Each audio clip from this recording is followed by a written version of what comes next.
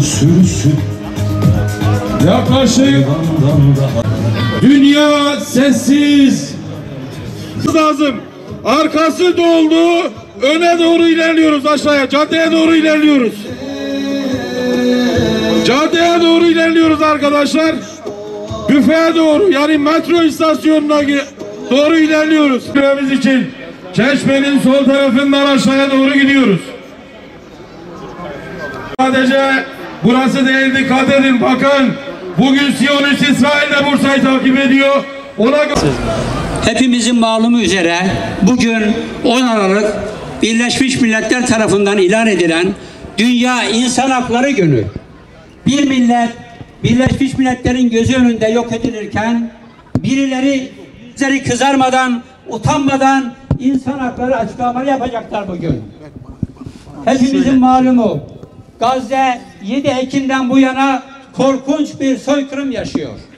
Siyonist işgal rejiminin tetikçiliğini yaptığı, ABD'nin silahları tedarik ettiği, İngiltere, Fransa, Almanya'nın arka çıktığı, bütün dünyanın gözü önünde 100 yılın soykırımı gerçekleştiriliyor.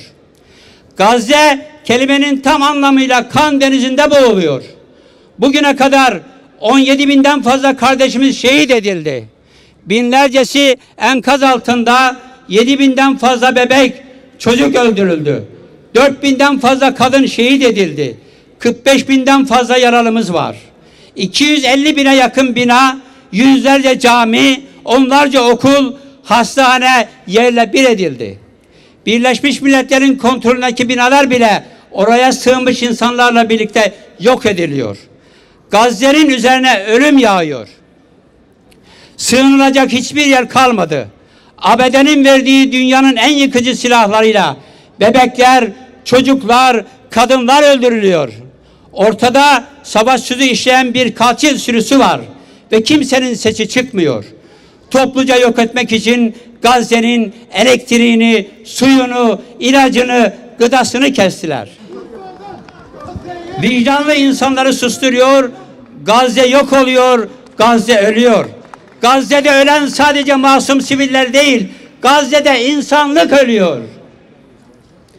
İnsanlık vicdanı kanatan bu tabloda 2 gün önce Birleşmiş Milletler Güvenlik Konseyi'nde Gazze'de acil ateşkes tasarısı ABD tarafından veto edildi.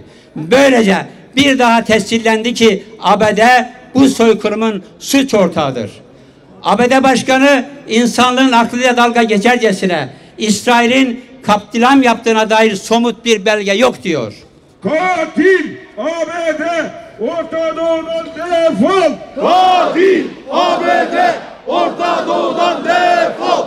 Katil ABD, Orta Doğu'dan defol! Katil ABD, Orta Doğu'dan defol! Avrupa ülkeleri koro halinde İsrail'in kendini savunma hakkını destekliyoruz diyorlar. Aşağılık kompleksine kapılmış bazı kişilerin Batı medeniyeti dedikleri tek dişi kalmış canavarın tarihi soykırımlarla dolu Batı'nın gerçek ve çirkin yüzü bir kez daha ortaya çıkmıştır. İslam coğrafyasına gelince kutsal topraklarımızın Siyonist işgalcilerin postallar altında çiğnendiği, Gazze'li kardeşlerimizin vahşice soykırıma uğratıldığı, hasılı zulmün tahammül sınırlarını çoktan aştığı bu tablo karşısında Müslümanların suskunluğu, İslam ümmetinin aziyetini, yöneticilerin ise ihanetini göstermektedir. Öyle bir aziyet ki onlar katlediyor, biz kınıyoruz. Onlar daha acımasızca katlediyor, biz yine kınıyoruz. Onlar soykırım uyguluyorlar, biz sadece kınıyoruz. Artık yeter. Yetki sahiplerinden kınama sözleri duymak istemiyoruz. Bu zulme karşı en gür sesle karşı çıkan, İsrail'in bir terör devleti olduğu gerçeğini dünyaya haykıran yöneticilerimizden bu duruşlarını takdir etmekle birlikte artık sözün ötesine geçilmesini, bu sözün gereğini yapmalarını bekliyoruz. Artık tahammülümüz kalmadı.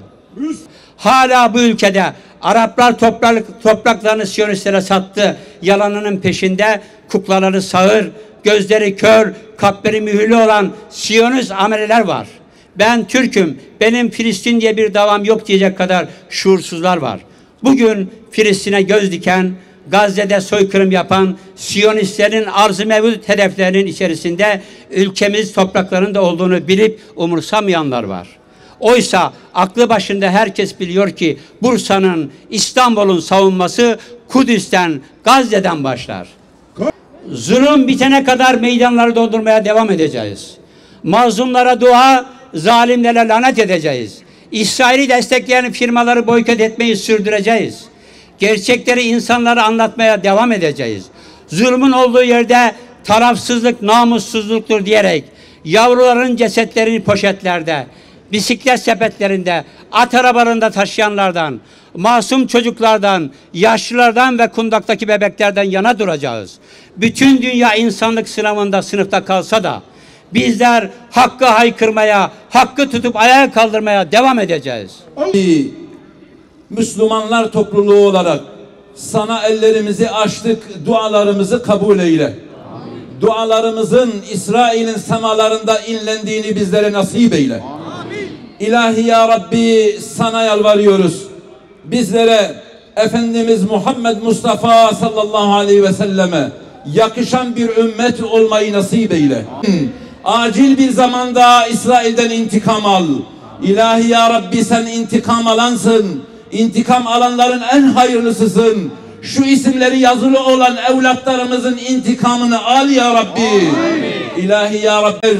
Yahudi, Hristiyan ve müşriklerle ittifak kurmuşlar. Efendimiz sallallahu aleyhi ve sellemin sahabelerle beraber. Buyurun hep beraber. Hasbunallahu ve ni'mel vekil. Hasbunallahu ve ni'mel vekil. Hasbunallahu ve ni'mel vekil deyiminden sonra yardımın geldiği günleri bizlere nasip eyle ya Rabbi.